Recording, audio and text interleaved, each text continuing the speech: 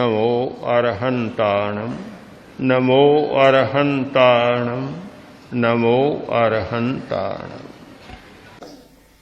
जब अनंत चक्षु खुल जाते हैं फिर न कोई अर्थशास्त्र बचता, न कामशास्त्र बचता, न समाज शास्त्र बचता, न नृतत्व शास्त्र बचता, कुछ भी नहीं बचता, सब जान लिए जाते हैं। इसीलिए एक सिद्धांत दिया गया कि ज्ञेय सब कुछ, दुनिया में कोई भी वस्तु ऐसी नहीं जो ज्ञेय न हो। यावन मात्र पदार्थ हैं, कितनी वस्तुएं, चाहे आप अच्छी माने बुरा माने, कल्याणकारी माने अभद्रकारी माने, कुछ भी माने, जितनी वस्तुएं हैं वे सारी की सारी ज्ञेय है, जानने की है। ज्ञेय की सीमा से किसी को परे नहीं किया जा सकता। जहां ज्ञेय का प्रश्न है वहां कोई भी अछूत नहीं है, छुआछूत बिल्कुल नहीं, सवर्ण और असवर्ण का भेद नहीं है, सब ज्ञेय। ज्ञेय की दृष्टि में जितना मूल्य चेतन तत्व का है उतना ही मूल्य पुद्गल का है, कोई फर्क नहीं। पुद्गल भी ज्ञेय और आत्मा भी ज्ञेय, एक परमात्मा भी ज्ञेय, मोक्ष में रहने वाला मुक्त आत्मा भी ज्ञेय, और एक नार की यातना भुगतने वाली सामान्य आत्मा भी उतनी ही ज्ञेय है, और एक अभव्य आत्मा भी उतनी ही ज्ञेय है। कोई अंतर नहीं आता। अंतर आता है हे और उपादेय के विवेक में। यह हमारा एक दूसरा प्रश्न बन जाता। जहां ज्ञेय का प्रश्न है वहां सब कुछ जानने जैसा है। ध्यान आदमी को निकम्मा बनाता है। एक दृष्टि है सही, निकम्मा बनाता है। 1 घंटा ध्यान में बैठे, आपने कोई उत्पादक श्रम नहीं किया, न खेती का काम किया, न कपड़ा बुनने का काम किया, न सूटर बुनने का काम किया, कोई उत्पादक श्रम नहीं किया, और जो 4-4 घंटा लगा देते हैं वे तो बहुत निकम्मे आदमी है।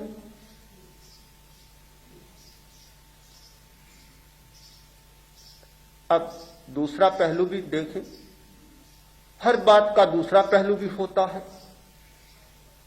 काम आदमी करता है शक्ति से, शक्तिहीन कोई काम नहीं कर सकता।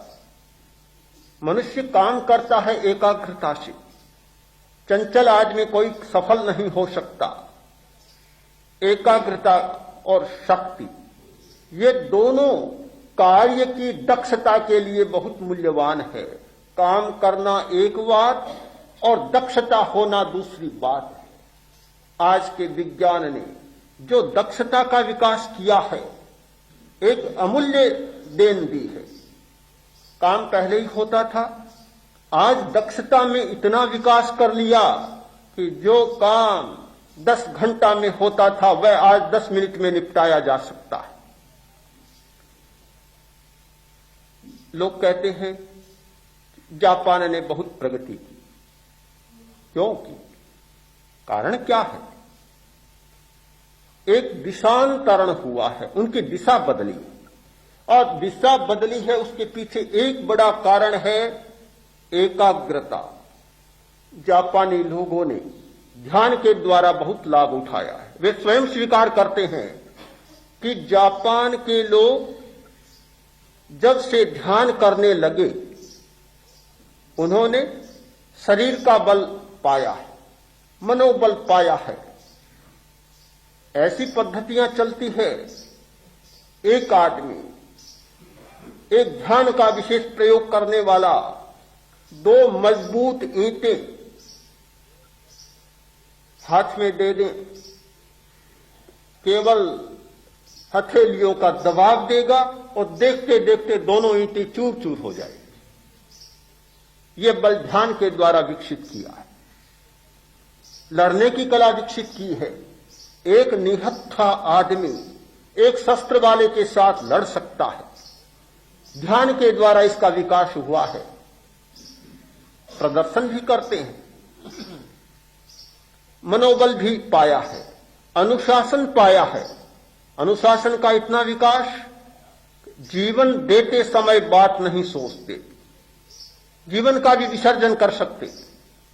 इतना अनुशासन, कभी काम बंद नहीं करते। हिंदुस्तान में हड़ताल होगी, 10 दिन हड़ताल, 10 दिन ताले लग जाएंगे। जापान में हड़ताल होगी, हड़ताल 10 दिन चलेगी, काम एक दिन भी बंद नहीं होगा। हड़ताल है और काम सब चल रहा है बराबर, केवल हाथ से काली पट्टी बंधी है, समझा जा रहा है कि हड़ताल हो रही है, पर काम नहीं बंद होगा। यह अनुशासन कहां से विकसित हुआ? यह काम करने की प्रखरता कहां से आई? एकाग्रता और ध्यान के बल से प्राप्त हुई। जहां कहीं भी देखें, ध्यान ने मनुष्य को इतनी शक्तियां दी हैं कि जो व्यक्ति, जो समाज और जो राष्ट्र ध्यान नहीं करता, वह शक्ति शून्य समाज होता है। आज का वैज्ञानिक क्या एक ध्यानी नहीं है? मुझे लगता है कोई भी वैज्ञानिक, गहरी खोज करने वाला कम ध्यानी नहीं है।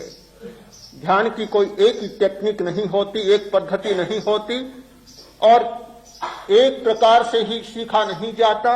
अनेक पद्धतियां हो सकती हैं, कुछ अभ्यास करने से आती हैं और कुछ अनायास अपने पूर्वकृत योग्यताओं से उतर जाती है।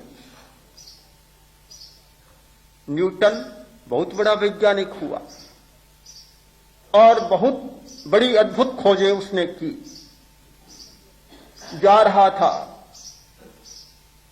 घोड़े पर चढ़ा हुआ, जाते जाते एक प्रश्न में उलझ गया। एक वैज्ञानिक समस्या को सुलझाने में लग गया। जब उलझ गया तो ध्यान तो दूसरी तरफ चला गया। अब घोड़े को चलाने का ध्यान तो रहा नहीं, नीचे उतर गया। लगाम हाथ में, घोड़ा चल रहा है, न्यूटन भी चल रहा है और दिमाग कहीं और चल रहा है। इतनी धीमी गति से चलता था कि बेचारा घोड़ा ही ऊब गया। घोड़ा तो घोड़ा है, उसे तो अपनी गति से चलना चाहिए। आदमी जितने मंथर गति से, घोड़ा कैसे चल सकता था? घोड़े की शक्ति जागी और लगाम को तोड़ दिया, घोड़ा भाग गया। न्यूटन तो घोड़े को अभी पकड़े चला जा रहा है, उसे पता ही नहीं कि घोड़ा चला गया, चला जा रहा है। समस्या में दिमाग उलझा हुआ, हाथ में घोड़े की लगाम, न्यूटन चल रहा है, लगाम चल रही है और साथ साथ में घोड़ा भी चल रहा है, और घोड़ा को पता ही नहीं, घोड़ा कहीं चला गया। घर पहुंचा, पहुंचकर देखता है कि घोड़े को बांध दूं, हाँ घोड़े को बांध दूं, हाथ में कोई लगाम है, घोड़े को बांध दूं। ध्यान दिया घोड़ा बांधने के लिए, आगे देखता है तो कोई लगाम, घोड़ा तो है ही नहीं सामने। अरे कहां चला गया, पता ही नहीं। क्या ध्यान नहीं है? कोई भी व्यक्ति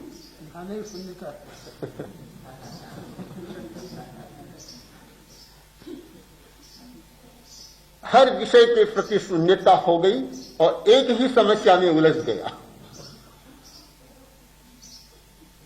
गहरी समस्या में कोई भी व्यक्ति उलझता है तो फिर वह ध्यान की स्थिति में चला जाता है।